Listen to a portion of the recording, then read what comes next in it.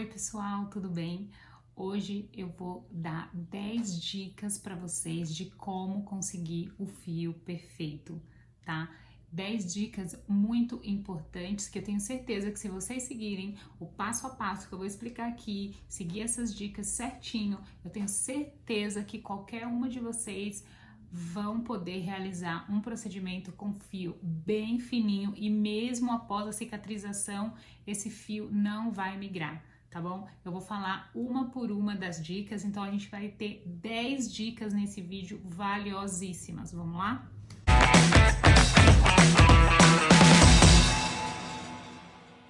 Então, primeira dica. A primeira dica, gente, é sobre a posição da sua agulha. Você sabe qual é a posição ideal, a quantidade exata que a sua agulha pode estar para fora do seu dermógrafo? Então vamos lá, vou contar para vocês agora. O ideal é que a gente tenha para fora do dermógrafo, aqui é a nossa máquina, para fora do dermógrafo a quantidade de agulha de 1,5 milímetro. Isso é algo bem pequenininho, tá, gente? É algo bem pequenininho mesmo. É importante que você não deixe muita agulha para fora, nem pouca agulha demais. Pouquinha agulha, se você não deixar 1,5 milímetro, você deixar pouca agulha para fora aparecendo, o que vai acontecer? No momento que você estiver pigmentando essa pele, vai sair muito pigmento. No momento que você triscar essa agulha na pele, vai ter um jato de pigmento, assim, ó, migrando ali naquela pele. Daí você não vai conseguir visualizar onde você tá desenhando, tá? E muita agulha para fora, acima de 1,5 milímetro, o que acontece? Você causa uma lesão grande demais, uma lesão desnecessária nessa pele. Porque, gente, a lesão da micropigmentação é muito superficial, tá? Então, se você deixa muita agulha, você vai correr esses 3 riscos. O primeiro é de ter muito pigmento ali jorrando e você não conseguir visualizar o seu fio. Segundo, causar uma lesão desnecessária maior do que o que deveria. E o terceiro, se você deixar muita agulha para fora, o que acontece? Você pode injetar o pigmento na camada errada, tá? Porque vocês sabem, como eu já falei em outros vídeos, que o pigmento deve ser injetado até a segunda camada da derme, tá? Que é a segunda camada da pele, tá? Então, a gente tem a epiderme, a gente tem a derme, o pigmento deve ser deve ser injetado na segunda camada da sua derme, da derme da cliente, no caso, tá? Se você tem uma agulha grande demais, forçar um pouquinho a mais a sua mão. Se você tá com uma agulha muito grande, provavelmente isso tem mais facilidade de acontecer. Você pode injetar ele lá na hipoderme, tá? E o que acontece? Se você injetar esse pigmento na hipoderme, se você for profundo demais com a sua agulha, você vai ter aí um pigmento que vai, na hora que você olhar, você vai ver que ele alterou de cor. Ele vai ficar levemente azulado. Isso é um fenômeno químico que acontece, tá, gente? Você penetrou demais, pesou a mão, colocou pigmento lá na hipoderme, na camada que não deveria, você vai ter uma tonalidade azulada demais, tá? Então, muito cuidado com isso. Vamos para a segunda dica, tá? A segunda dica é: sempre mantenha a agulha de vocês com pigmento. Nunca faça o desenho do fio ou shadow, seja qual for a técnica que vocês estejam trabalhando, nunca deixe a agulha seca, tá, gente? Isso é muito, muito importante. Fez um fiozinho, suja no pigmento. Fez um fiozinho, suja no pigmento. E assim por diante. Porque quando você risca com agulha que não tem pigmento suficiente para injetar naquela pele, o que acontece? Você vai ter aí muito sangue além do normal, tá? Você vai estar riscando e sangrando, e o sangue faz o quê? Vai expulsando o pigmento. Ele não deixa esse pigmento penetrar. Você injeta pigmento e o sangue expulsa o pigmento. Então é importante você ter essa agulha sempre úmida, sempre suja ali no pigmento, tá? Essa foi a nossa segunda dica. Vamos para a terceira dica. A terceira dica, gente, é muito simples e vocês vão precisar trabalhar os ouvidos, tá? A terceira dica é a seguinte: no momento que você pega a sua agulha e vem sujar ela no seu batoque de tinta, é importante que você não deixe a sua agulha tocar no fundo do seu batoque, no plástico, no fundo do plástico. Por quê? Com isso, a sua agulha perde o fio, perde a precisão. Tá? E aí quando você for lá fazer a pele, às vezes você não vai nem perceber, mas você tocou a pontinha daquela agulha no fundo. Então é importante você trabalhar o ouvido. Tá ali aquela piscininha de tinta, de pigmento. Vai no raso, vai meio de ladinho com seu dermógrafo, pega a tinta, encosta ali na parte rasa e faz o risquinho. Se você afunda demais, mergulha, tá? A sua ponta da agulha, o que acontece? Às vezes ela vai fazer...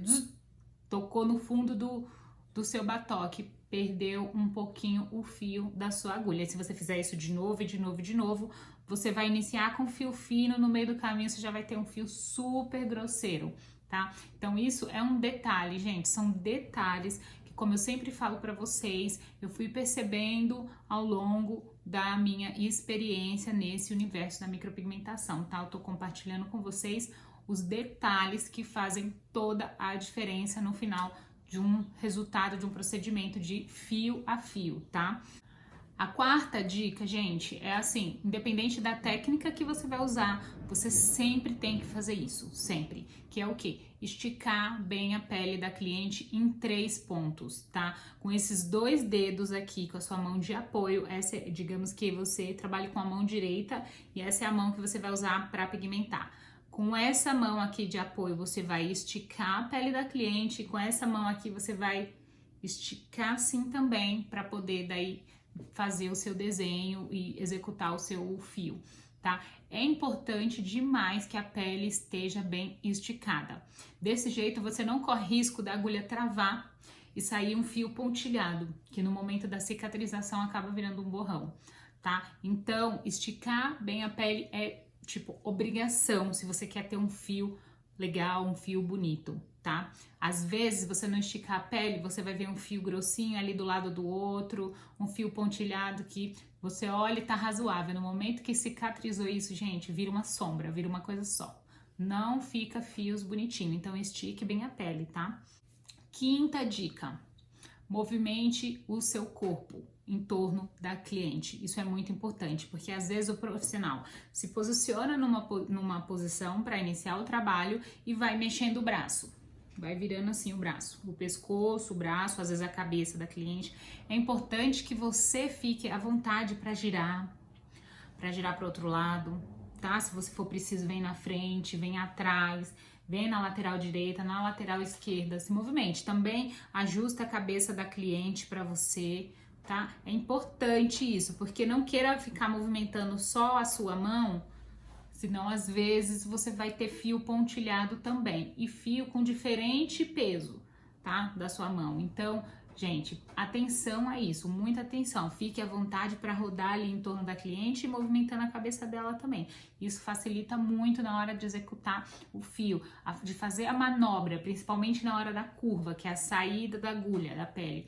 Ela precisa de leveza, então você precisa estar com o corpo bem posicionado, tá? Se você estiver travado, a sua mão não consegue, às vezes, sozinha fazer. É importante você estar confortável naquela posição, ok?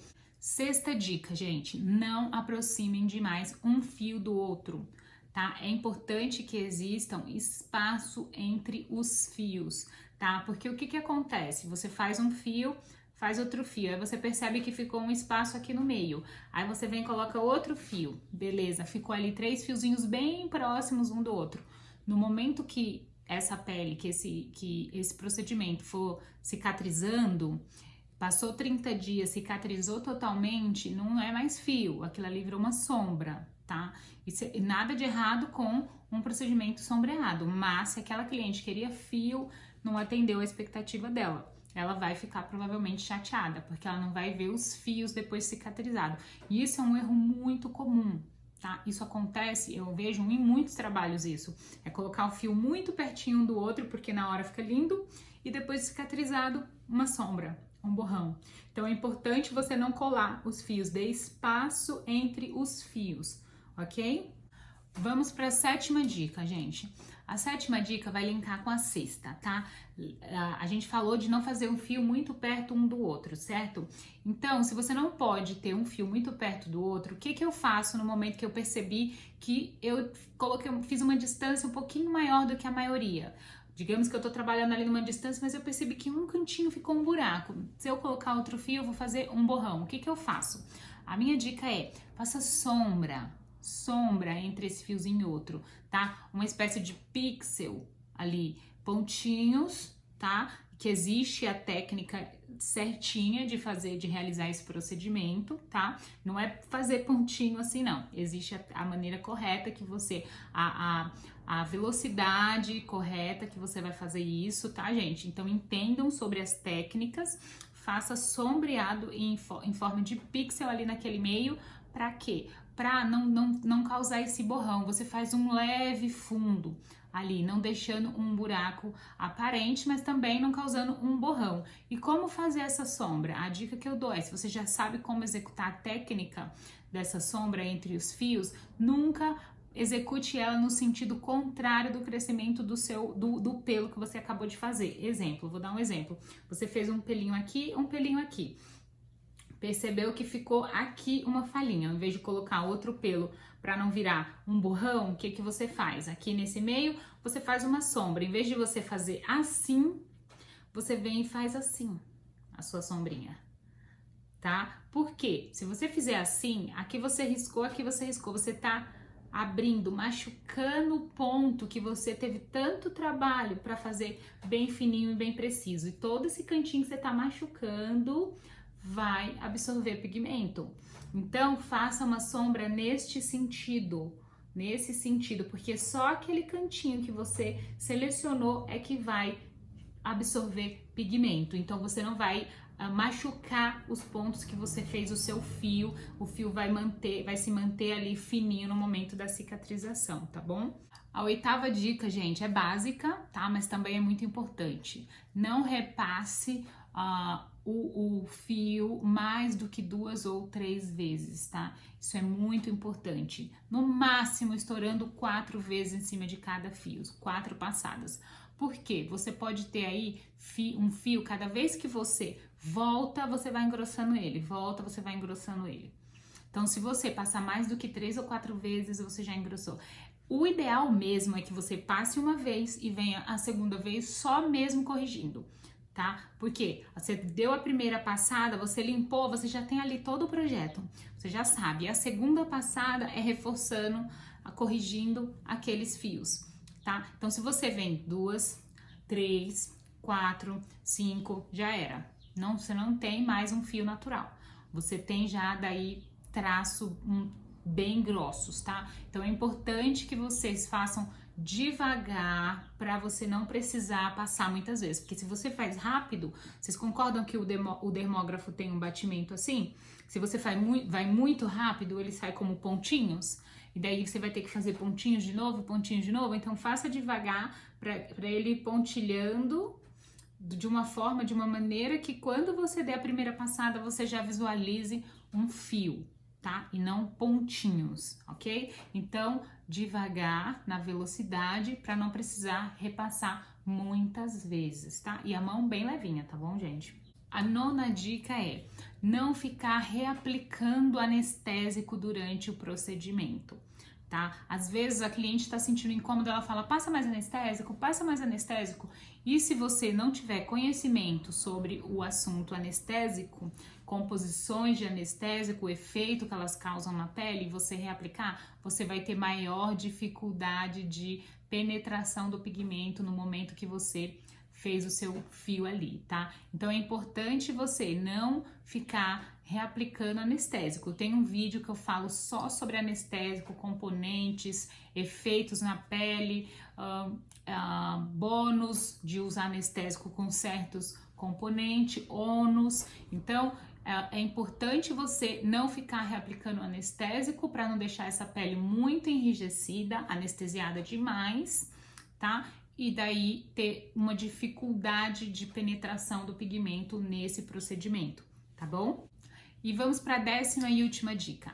A 10ª e última dica é mantenha o peso da sua mão o mesmo do início até o final, principalmente durante a execução daquele fio, de um fio, um por um. O que eu tô querendo dizer? Vou explicar para você. Você começou ali a fazer o seu fio, certo? Não para no meio e muda a posição da sua mão e vai continuar daquele fio, porque o peso dela pode ser diferente. Começou um fio, termina. Começou um fio, termina. Você quer mudar de posição, termina aquele fio, muda, vira o seu corpo e vai para o próximo fio. Não para um fio no meio daí para mudar a posição da mão, perceber que não tá legal, porque você pode oscilar o peso da sua mão nesse fio e daí você tem um fio às vezes iniciando muito grosso e lá em cima tá mais fino, tá? Com uma divisão. O pelo ele tem sim que começar mais grosso e finalizar mais fino, mas para isso você tem que estar ali com o peso da mão, só movimentando a agulha da maneira correta, fazendo o movimento correto, tá? E às vezes você pode ter um fio começou fino e terminou grosso, daí sem condições, né? Então, essas foram as 10 dicas, assim, infalíveis para você conseguir um fio perfeito, tá, gente? No mais, é higienizar bem a pele, tá? Tirar bem a oleosidade, mas basicamente, se você seguir esses 10 passos aqui que eu falei para vocês para alcançar um fio perfeito, é impossível você não ter um resultado satisfatório, tanto para você como profissional, de olhar e ficar satisfeita com o que viu, como para sua cliente, atender a expectativa da sua cliente, tá? Eu espero que esse vídeo ajude vocês de alguma forma, espero que vocês tenham gostado e essa foi a minha dica de hoje para vocês. Um beijo e até o próximo vídeo.